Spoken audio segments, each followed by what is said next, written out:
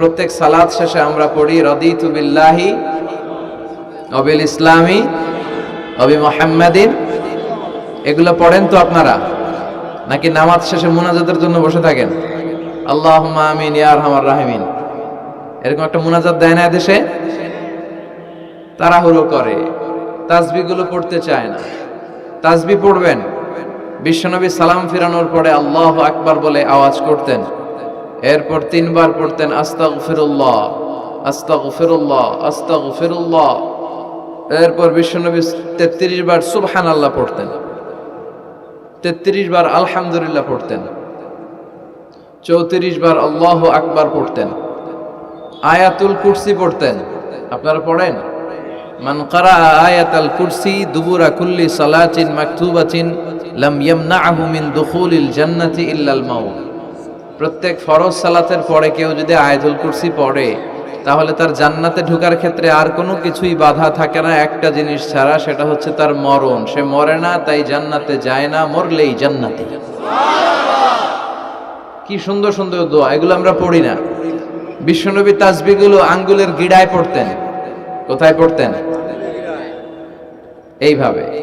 আব্দুল্লাহ ইবনে আমর ইবনে al-As রাদিয়াল্লাহু তাআলা আনহু বর্ণনা করেন, রাআইতু রাসূলুল্লাহ সাল্লাল্লাহু আলাইহি ওয়াসাল্লাম ইয়াকিদু তাসবিহা ফি ইয়ামিনিহি। তিনি বলেন, আমি বিশ্বনবীকে নামাজের পরে এই ডান হাতের গিড়ায় গুনে গুনে তাসবিহ পড়তে দেখেছি। ডান হাতটা উপরের দিকে করেন।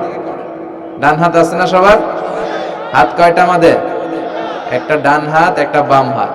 এই পৃথিবীতে মানুষগুলো দুই পন্থী, একটা ডানপন্থী আর একটা। আমরা কোন পন্থী? চিল্লায় বলেন, আমরা কোন পন্থী?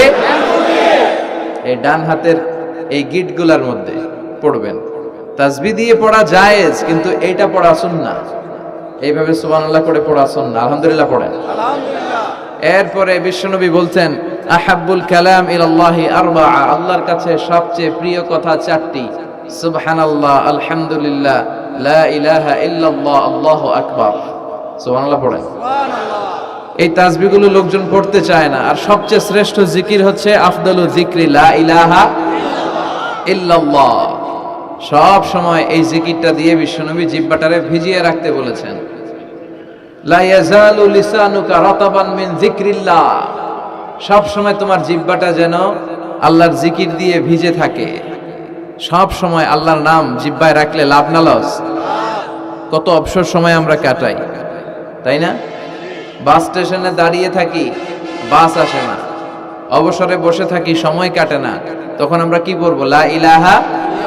Every night and every day, every night and every day, never forget to say la ilaha illallah, never forget to say la ilaha illallah, every night and every day, every night and every day, never forget to say la ilaha illallah. When you walking down the street, use your time and repeat, and say in every heartbeat la ilaha illallah. Every night and every day, every night and every day, never forget to say la ilaha illallah. চিল্লায় পড়েন আল্লাহু আকবার। দিনে রাতে যখনই আমরা অবসর পাবো, আমরা কি পড়বো? লা ইলাহা ইল্লাল্লাহ। আর সবকিছু করবো একজনের খুশির জন্য। তিনি কে? আল্লাহ। আল্লাহর খুশির জন্য করলেই ওই কাজে আপনি সওয়াব পাবেন। আর লোক দেখানো মানসিকতা নিয়ে যদি আমরা কোনো ইবাদত করি, সওয়াব পাওয়া যাবে?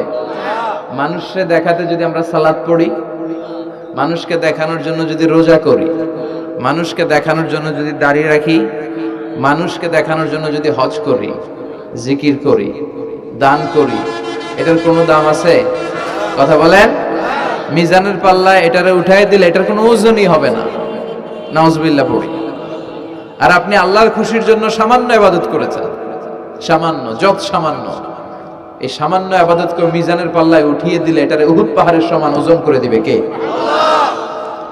আবার আল্লাহর কাছে সবচাইতে প্রিয় আমল ওইটা যেটা মানুষ কন্টিনিউয়াসলি করে। আহাব্বুল আ'মালি ইলাল্লাহি আদওয়ামুহা ওয়া ইন কাল্লা, যদিও পরিমাণে কম হয়, প্রতিনিয়ত যেই কাজটা বান্দারা করে ওই কাজটা আল্লাহ বেশি পছন্দ করে। সুবহানাল্লাহ পড়েন। এক রাতে এশকের ঠেলায় সারা রাত তাহাজ্জুদ পড়ছেন, আর সারা বছর এক রাতেও নাই, এরকম আছে না নাই? হ্যাঁ, কদরের রাতে খালি তাহাজ্জুদ, সারা বছর আর পড়ে না। এটা আল্লাহর কাছে বেশি প্রিয় নয়, বরং প্রতি রাতে একটু সময় সুযোগ করে 2 রাকাত 4 রাকাত, এটা আল্লাহ বেশি পছন্দ করে। এজন্য আমরা যা করব আল্লাহর খুশির জন্য করব।